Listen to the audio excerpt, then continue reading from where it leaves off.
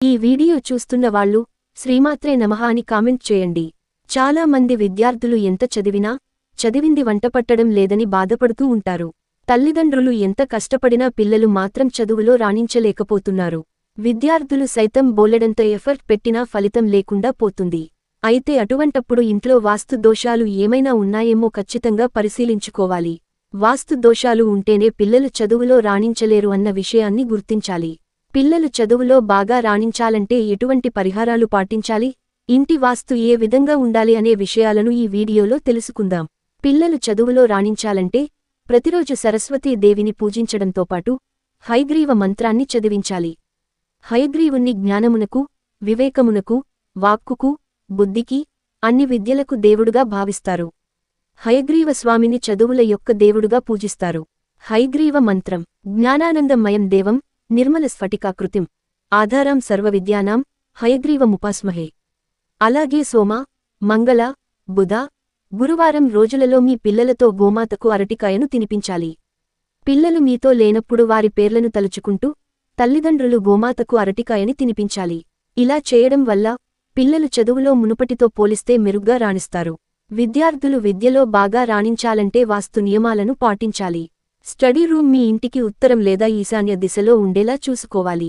ఇప్పటికే study room పడమటి వైపున ఉంటే మీ పిల్లలు తూర్పు వైపు ఉండి చదివేలా చూసుకోవాలి. ఇలా చేస్తే వారిలో నేర్చుకోవాలన్న తపన మరింతగా పెరుగుతుంది. తద్వారా వారు చదువులో విజయం సాధించే అవకాశం ఉంటుందని నమ్మకం. అంతేకాదు, స్టడీ రూంలోని స్టడీ టేబుల్ తూర్పు లేదా ఉత్తర దిశలో ఉండేలా చూసుకోవాలి. మనకు ఎదురుగా ఖాళీ గోడ ఉంటే అది ఏకాగ్రతను మెరుగుపరచడానికి సహాయపడుతుంది అని చాలామంది భావిస్తారు. ఖాళీ గోడ కంటే విద్యార్థులకు ప్రేరణ కలిగించే పోస్టర్లను అక్కడ ఏర్పాటు చేస్తే మంచి ఫలితం ఉంటుందని చెబుతున్నారు. విద్యార్థులు చదువుకునే గది లోపల గాలి, వెలుతురు బాగా వచ్చేలా ఉండాలి. చదువుల తల్లి సరస్వతి ఫోటోను స్టడీ రూంలో ఉంచాలి. విద్యార్థులు చదువుకునే ముందు అమ్మవారికి నమస్కరించడాన్ని అలవాటు చేయాలి. మీ పిల్లవాడు చదువుకోవడానికి ఎక్కువగా ఇష్టపడకపోతే స్టడీ రూంలో ఆకుపచ్చ రంగును ఎక్కువగా ఉపయోగించండి. గోడల రంగు, కర్టెన్ల రంగు మరియు స్టడీ టేబుల్ యొక్క రంగును ఆకుపచ్చగా ఉంచడం చేయండి. స్టడీ రూంలో పిరమిడ్ను ఉంచితే అది శక్తిని సమతుల్యం చేయడానికి, దృష్టిని పెంచడానికి సహాయపడుతుంది అని చెబుతున్నారు. స్టడీ టేబుల్కి ఆగ్నేయం వైపున లైట్ పెట్టాలని చెబుతున్నారు.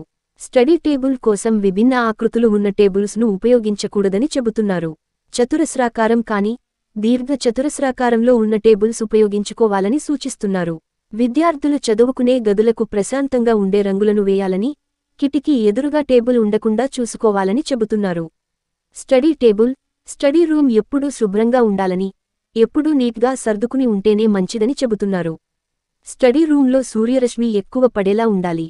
సూర్యుడు ప్రతికూల విషయాలను నాశనం చేస్తాడు మరియు సానుకూల శక్తిని నింపుతాడని నమ్మకం. విద్యార్థులకు నేర్చుకోవడానికి సానుకూల శక్తి అవసరం. ఈ నేపథ్యంలో స్టడీ రూమ్ కిటికీలు మరియు తలుపులు ఉదయం తెరిచి ఉంచాలి. తద్వారా సూర్యకాంతి గదిలోకి ప్రవేశిస్తుంది.